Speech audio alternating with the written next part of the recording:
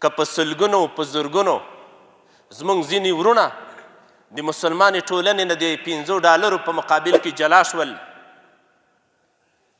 د شیطان اتباع یې وکوله، په امریکایي او اروپایي ټولنه کې به مرګ هم دوی ته راځي، ښه یې له پامه بد شول او بد یې له پامه ښه شول.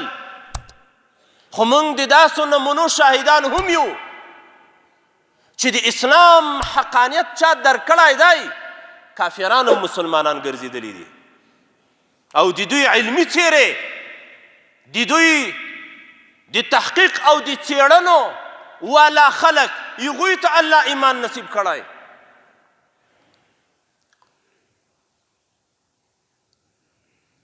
په دې کندهار کې یو امریکایی یادوي چې په دې نشو باندې مخته و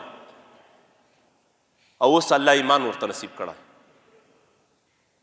یو ملګري کیسه راته یادوله چې دا تېر حالاتو باندې ژاړي، لکه صحابه کرامو به چې په جاهلیت دور باندې ژړل، اوس دی په هغه تېرو حالاتو باندې ژاړي، اوښکې تویوي.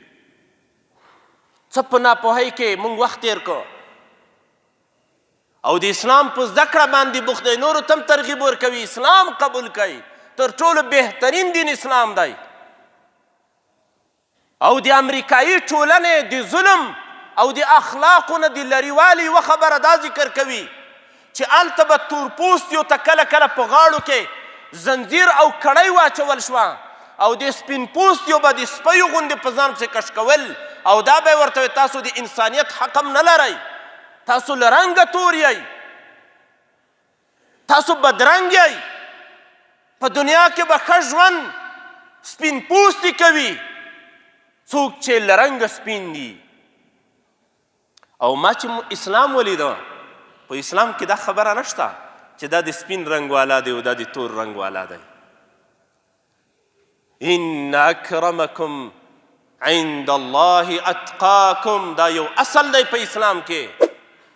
تاسو کې تر ټولو اکرم او بهترین شخصیت دی الله په نظ باندې د ډېرې تقوا والا دی، څوک چې د الله نه ډېر ویریږي. رسول الله صلی الله علیه وسلم به وی سپین په تور او تور په سپین باندې، عرب په عجم، عجم په عربو فضیلت نه لري، که فضیلت لري هغه یوازې د تقوا او د دیندارۍ خبره ده. الله دې موږ ته کامله دینداري را نصیب وګرځوي.